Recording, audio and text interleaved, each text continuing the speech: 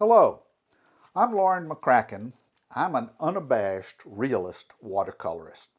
Welcome to my studio here in Fort Worth, Texas in the United States of America. I've been teaching workshops for over 15 years, and the biggest problem I see with my participants is a basic lack of knowledge of the fundamentals of how watercolor is supposed to be used and the proper tools with which to paint. It is their lack of understanding of this primary knowledge that keeps artists from painting the way they want to and enjoying the medium as much as they should. I've joined with Terracotta to create a series of videos to share with you what are the tools that you should be using. Where did they come from? How did they get invented? And how do you use them to their best advantage? We're going to explore the basic tools used in watercolor, and then in future videos I'm going to show you how to most efficiently use these tools using the methods that were formulated in what we know as the British transparent watercolor techniques. These are the techniques that were formulated during the Victorian era in England and are still pretty much the standards for the medium around the world. You may know watercolorists that use other methods. These are watercolorists that either haven't had exposure to the transparent watercolor techniques or they have chosen to use a different method. Using the methods I will be presenting will make your efforts easier, more efficient, more effective, and hopefully more enjoyable.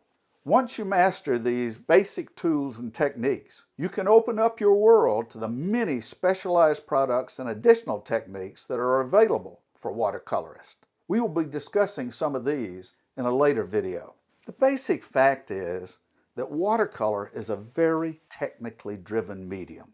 In many ways, it is as technologically and process driven as etchings. I don't believe that anybody would go out and buy a sheet of copper, some sulfuric acid, some etching needles, and asphaltum, and try to create an etching without some basic, fundamental instruction. Watercolorists need this same kind of basic instruction, but they're very limited in where you can get it. We have produced this series of videos to solve that problem. One of the blessings of watercolor is it's so available and affordable.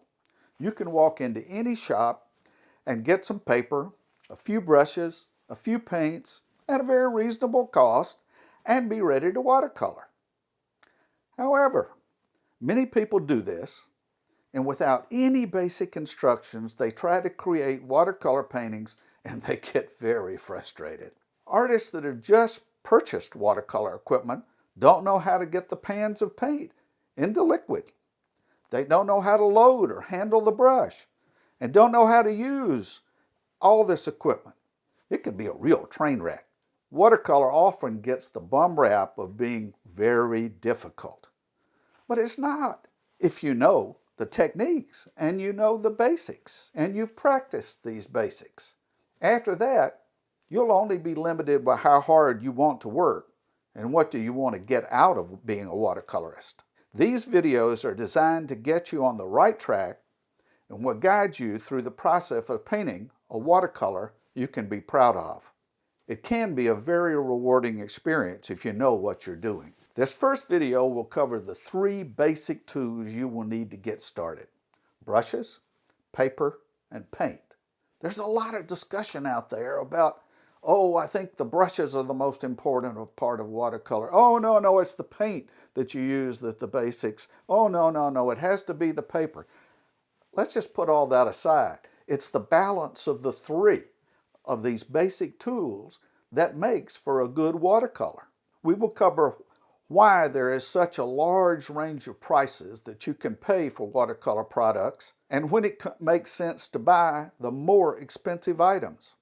Like most things in life, you get what you pay for. Sometimes it might be the right idea to spend more than might at first seem to be justified, but thrifty is not always the right answer.